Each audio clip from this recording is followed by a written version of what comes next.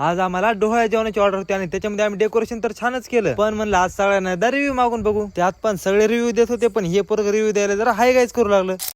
तर काय विषय पब्लिक, आज आम्हाला एक डोहाळ्या जेवणाची ऑर्डर होती आणि त्यासाठी मला सकाळी 7 वाजता जायचं होतं, पण उठायलाच आम्हाला आज 9 वाजले होते. तर मग फटकन आपले कटआउट, बंगई आणि बाकी सगळं सामान भरून आलो पेट्रोल पंपावर. कारण भाई आपल्याला खायला जशी भाकर लागते तशी गाडी चालायला डिझेल लागते. आणि मग गाडीमध्ये डिझेल टाकून आम्ही पोहोचलो साईट वरती. आणि आजची ऑर्डर आपल्याला ही मानवत मध्येच कोकर कॉलनी मध्ये होती. तर मग जास्त उशीर न करता लगेच आपलं सामान उतरून घेतलं आणि लगेच कामाला सुरुवात केली. आणि ढाचा उभा करून मी जसं पण पडदे मारायला सुरुवात केली तसं आपल्याला तिथे एक आपला मित्र भेटला. मग काय थोड्या वेळात संग गप्पा मारल्या आणि लगेच आपल्या कामाला परत सुरुवात केली. आणि थोड्या वेळामध्येच आपला मंडप तयार झाला आणि आता बाकी होते फक्त स्टेज लावायची. आणि स्टेज लावायच्या आधी मला एक अशी गोष्ट कळली की आपल्याला जे मित्र भेटायला आलता त्याची बहीण पण ब्लॉग बनवते. आणि ही गोष्ट मला तवा कळेल जेव्हा तिच्या व्हिडिओ साठी शूट घेत होती. मग म्हणलं ती तर तिचं काम करते, पण आपलं काम अजून पेंडिंग राहिलेले. त्यामुळे मग लवकर आपला सगळा सेटअप लावून घेतला आणि आजचा आपला सेटअप हा अशा प्रकारचा दिसतोय. आणि तुम्हाला पण जर असं डेकोरेशन करायचं असेल तर आपल्या खाली दिलेल्या नंबरवर कॉन्टॅक्ट करा. तर मग डेकोरेशन तर आता आपलं कम्प्लीट झालंय, पण म्हणलं आता एकदा रिव्ह्यू घेऊ.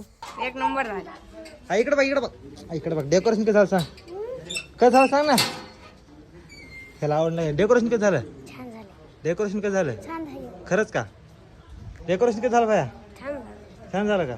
तू सांग ना बी आता, खराब झालं का छान झालं सांग. छान. छान झालं छान झालं. तर पब्लिक इथलं डेकोरेशन तर आपलं कम्प्लीट झालं, पण त्यानंतर आमचा प्लॅन बनला की मस्त पात्र जाऊन कॉफी पिऊ. आणि आम्ही हौसान पात्रला गेलो, पण तिथे गेलो कॉफीची हॉटेल बंद होती. मग काय लगेच तिथून यू टर्न मारून आम्ही आलो दुसऱ्या हॉटेलवर आणि तिथे मस्तपैकी कॉफी घेऊन जातो आता आम्ही आमच्या घरी. तोपर्यंत साठी रामकृष्ण हरी.